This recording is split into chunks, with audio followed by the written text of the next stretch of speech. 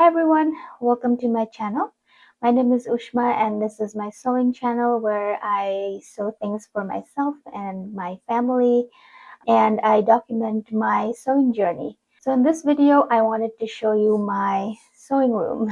I actually started filming this video several weeks ago and I was editing the video and I realized that I lost a bunch of footage, including the intro part. So here I am.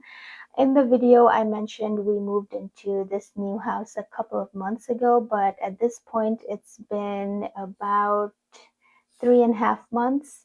So no wonder I lost some footage. I should be better about organizing my videos. I was filming a few projects simultaneously and just lost some footage. So I do apologize if this video jumps a little bit. I will try to be better about that. But yeah, let's go back in time and I will show you the state of this room it was before. I didn't change anything structurally in this room. I just made a few additions, like I added a new cutting table, a pegboard, just, trying to make it a bit more accessible and easier to use this room. I did also make a few sewing essentials like large ironing mat, which I also lost the beginning of that footage where I explained like all the materials that I used and where I got them. But luckily I made that mat using a tutorial from Pattern Scout, which I will link down below. So I hope you will enjoy this video. I again apologize if it jumps around too much. I will try to do better and let's go back in time a little bit. So here is the current state of affairs. We moved in this house a little over 2 months now, and I've already used this room so much. This room is a little bit bigger than my last sewing room, and there's no bed in here because we have an extra bedroom to put the bed that I had in my other sewing room, so that's nice. Gives me a lot of space. The only problem is it's got a carpet on the floor. So, which makes it really hard to use the floor space for cutting and stuff. So, not an ideal situation, but that's okay. There's a closet in there, which is a pretty decent size. I need to iron this. And I have this plastic cabinet thing that we can stack on top of each other. And I use it for storing my fabric.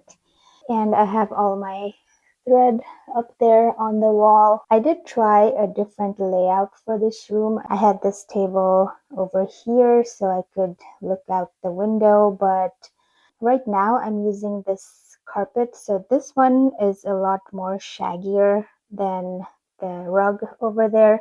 And if I drop a pin or something, it's kind of hard to find it in this fluffier carpet. So I put this rug on top, but when I had the table this way, the rug covers the vent and it got really hot in here. So I put it back this way. I have this pegboard that I would like to set up on that wall to get more storage. Right now I just have this little caddy here and I just throw everything in there, and if I need anything it's like I have to root around in there. And my scissors and my rulers are somewhere under there. So it would be nice to have it more accessible up here. It's my sewing machine. That's a printer and some other paper and other stuff. And that's a stack of fabric that I got from my last thrift store outing, and I just haven't had the chance to wash them and store them yet. And then those are my outdoor furniture cushions. I've been wanting to make some cushion covers, just hasn't happened yet. And then this is a table that I would like to try to set up, but I don't know how heavy it is, so I might need my husband's help. I wanted an extra table for cutting because It's really hard to cut on a carpeted floor, so that would be really handy. And then there's this wall with this wallpaper. It's not really my style. It was here when we moved in, and I've decided to leave it on for now. Um, I do understand the accent wall trend, but for me personally, I'm not a big fan of this really busy prints. I'm more of a, simple, muted, just painted wall kind of person. If I had to do an accent wall, I would just maybe pick a different paint color, but that's just me. I've seen a lot of pictures in Pinterest and on Instagram where people add sort of like a trim, or I don't even know what they're called, like, paneling on half of the wall and then just have a solid color in the half and then have the print just on top. That could be an option. That way I could have like a little shelf running through the wall. I don't know. It's okay for right now. Right now, I'm more concerned about having more cutting space and more usable space. So that's okay for now. I can live with that. So for today, I'm just going to try to get the table set up and then the pegboard set up.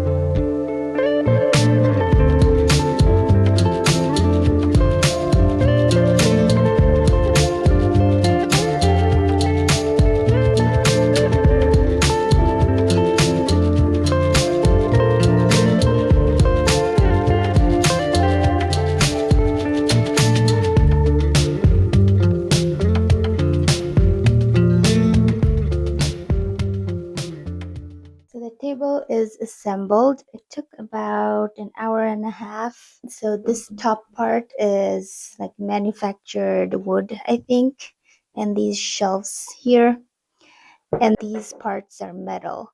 And the reason I got this table was because I wanted large enough storage here so that I could put my printer down here, and then the sides fold so I can tuck it away a little bit when I'm not using it. So, oh, hi Chandler. So there's a little latch here that helps with the folding. So I'm going to try that right now.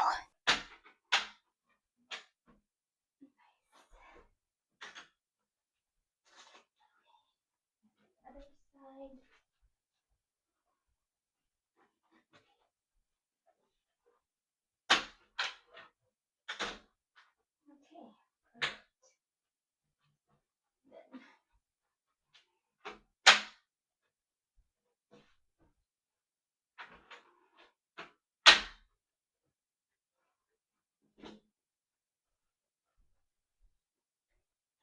Okay. Okay.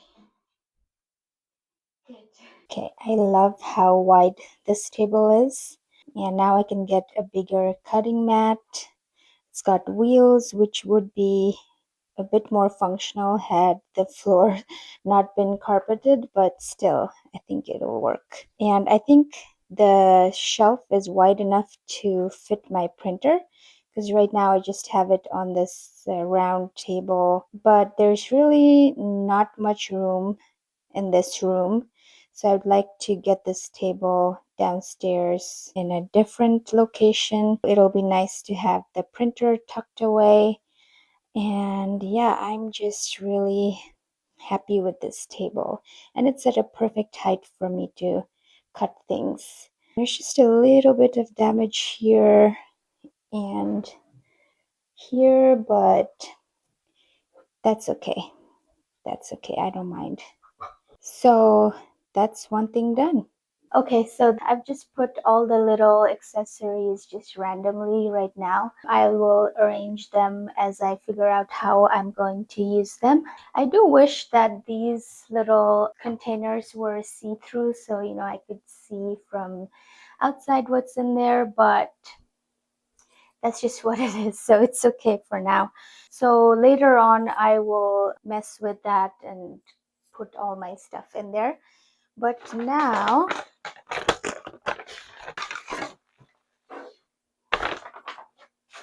I got these clear plastic folders to organize my patterns. I'll show you how I have them right now, and it's not the most organized way, so I'm going to try this method, one pattern per folder, and it does come with this label, so I feel like it's going to be at least better than what I have right now. And I ordered a pack of 40, so that should be plenty for all my patterns, and all of them have their own little label. So I'm just going to spend a few minutes organizing my pattern, and then we'll move on to the next thing. Okay, so in this closet, I have all my patterns in this shelf here. I just got this metal shelf from Amazon. It's supposed to stack on top of each other on a floor or like a flat surface, but I just kind of used zip ties to tie it to this shelf that was already here in the closet. That way it's like up here. I don't have to bend down or anything to fish around for the patterns that I need. This thing comes in a pack of 6, I think. So I have 2 of them here and then the remaining in my son's closet. And I've put it up the exact same way because the closets in this house, they didn't come with any shelf other than this top thing. So yeah, I find it easy to arrange my son's clothes in this shelf. Anyway, so the way I organize my pattern is I just use these little paper clips to hold all the pattern pieces, and sometimes I write what the pattern is. Other times it's just have to open it up and look what this is. But that's how I've been putting all my patterns. This one, I guess I just printed this and never cut it out. But yeah, so that's how I've been putting it here. So every time I need something, I just kind of look through here and then throw it back here. The other patterns are on the top over here. So yeah, I'm just going to take some time and go through everything and put them in the folder that I got. That took way longer than I expected, and I ran out of folders. I can't believe how many patterns I've accumulated over this couple years.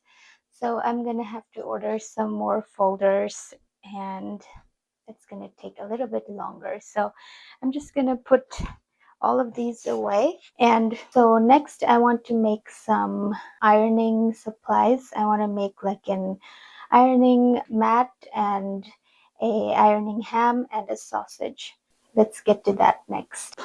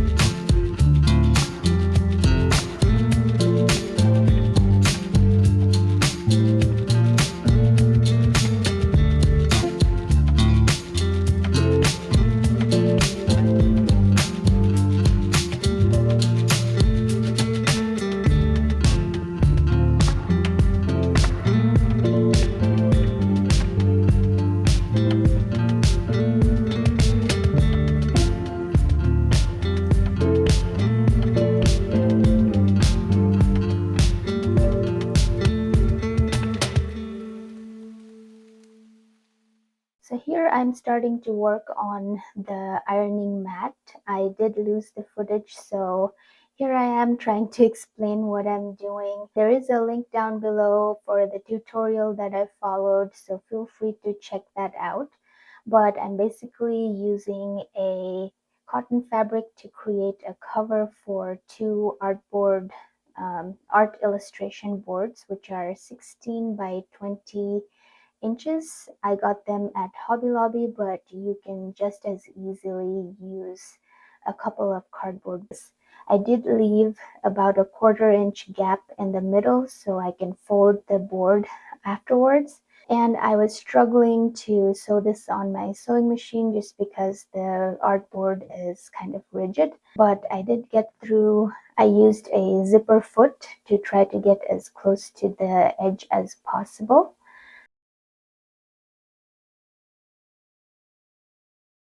And so there's the cover done. Now it's time to layer. For the outermost fabric, I'm using this cotton canvas and then the cardboard layer. After that, I'm using this reflective batting that I got on Amazon.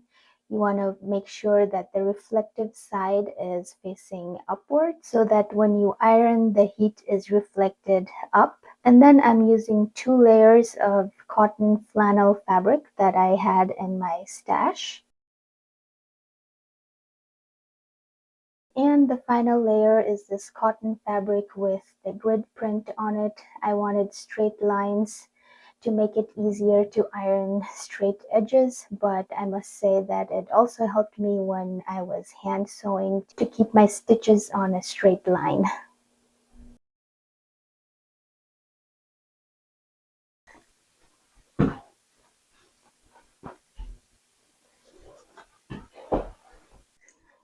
So this mat is turning out well, but it has been one of the most annoying and unpleasant sewing experience ever. I have a pretty basic sewing machine and it does not like layers.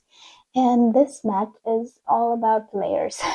So it was really hard to keep all the layers together and sew on a straight line. I don't know how many times I unpicked the stitches here. It would look good from this side, and then when I turned over, this would all be bunched up, and yeah, it was just not working out. So I ended up hand sewing the two longer edges, and finally that worked.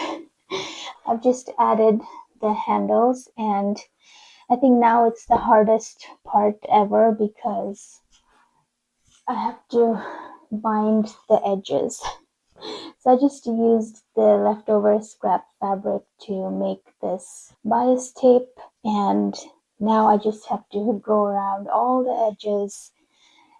It's gonna be, yeah, it's gonna be quite the process. As you know, there's a pretty rigid cardboard in here, so it doesn't bend, and I have to work around this bump, which maybe don't start this project when you're like in your third trimester. But I'm almost finished and I want to get this over with.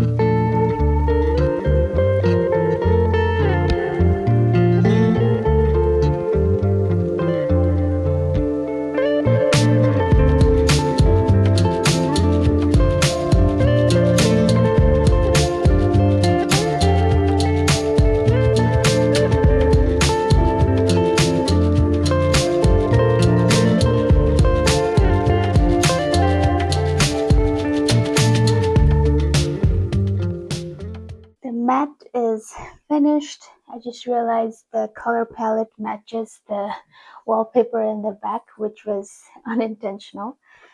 This is the inside and the outside. So I'm pretty happy with it, even though it was a pain in the butt to sew. I ended up doing a lot of hand sewing. I initially attached the binding on my sewing machine, which was not fun. And then I ended up finishing the insides by hand, which was also not so fun, but it was less not so fun than trying to get this through my machine for a second time. So yeah, it measures about 33 inches long and 21 inches wide. So it's great. And I also made this ironing ham and sausage using scrap fabrics. And they're filled with fabric scraps as well. So they're squishy. So this will make it easier to iron, sleeves and curved seams. So I'm happy to have all of these sewing essentials ready to go. So here's my sewing room. I'm standing in the middle. I'll do a quick turn. There's the door, the closet.